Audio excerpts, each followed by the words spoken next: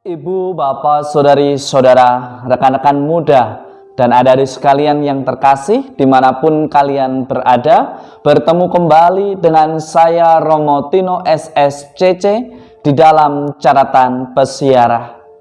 Keluarga yang berbahagia, keluarga yang penuh dengan cinta kasih Allah, bukanlah keluarga yang semuanya serba sama, yang semuanya serba seragam, tetapi dialah keluarga yang senantiasa berani menghargai perbedaan, berani mengapresiasi dan menghadirkan rekonsiliasi serta komunitas cinta di dalam keluarga. Sebelum kita mendengarkan permenungan dari catatan pesiarah, marilah kita membuat tanda kemenangan Kristus. Dalam nama Bapa dan Putera dan Roh Kudus. Amin. Ya Allah, Engkau berkenan memberikan kepada kami keluarga kudus sebagai teladan yang unggul.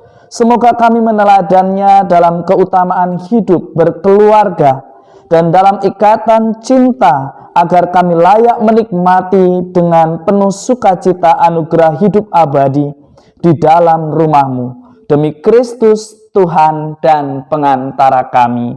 Amin. Ibu, bapak, saudari, saudara, rekan-rekan muda, dan adik-adik sekalian yang terkasih di dalam Yesus Kristus.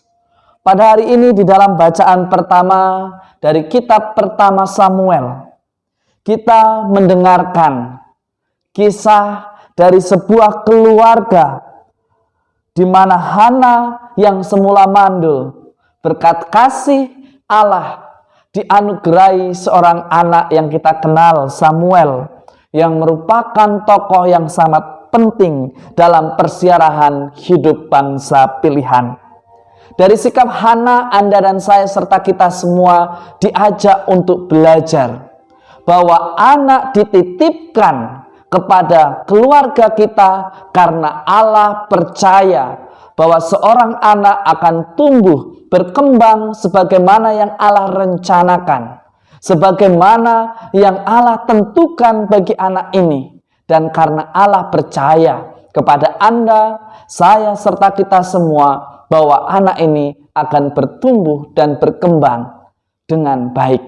Hanya seringkali ketika melahirkan seorang anak, kita lantas merasa diri orang yang paling bisa menentukan masa depan anak. Anak dipercayakan bukan untuk ditentukan masa depannya oleh kita. Kita hanya bertanggung jawab mendampingi dengan bijaksana agar anak-anak yang dipercayakan di dalam keluarga kita bisa bertumbuh menjadi pribadi yang dewasa, bisa menentukan pilihan hidupnya dengan bijaksana.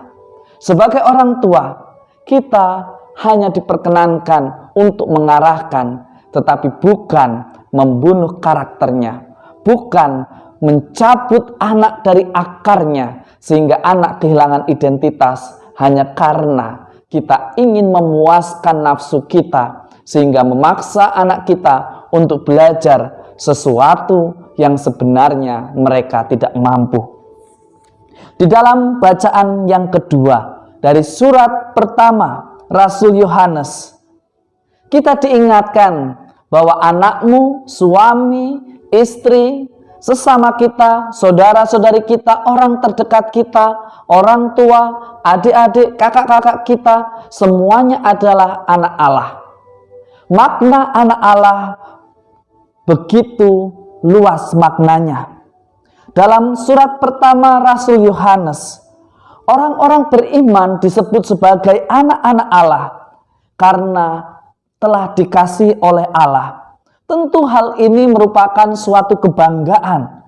Namun juga di sisi lain, itu juga merupakan suatu pilihan dan membawa konsekuensi, yaitu bahwa kita ketika hidup di dalam kebenaran akan senantiasa dibenci, dicaci. Beranikah kita bersaksi di tengah balada persoalan hidup yang datang silih berganti menerpa keluarga kita? Beranikah kita dengan tetap setia berdiri tegak di dalam kebenaran demi kemuliaan Tuhan? Di dalam berkeluarga tentu konflik menjadi irama yang mungkin tidak terpisahkan.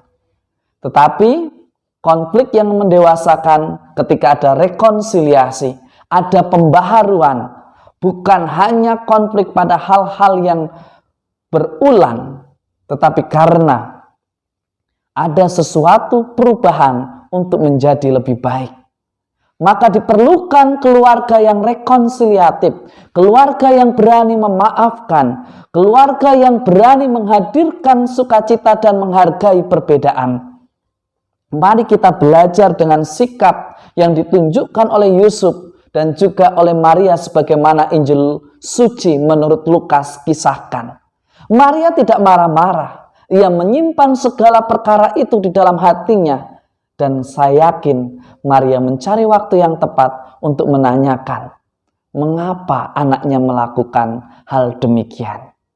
Seringkali kita hanya bisa menghakimi, menuduh tanpa bertanya mengapa anak kita, mengapa istri kita, mengapa suami kita, mengapa orang tua kita melakukan hal demikian.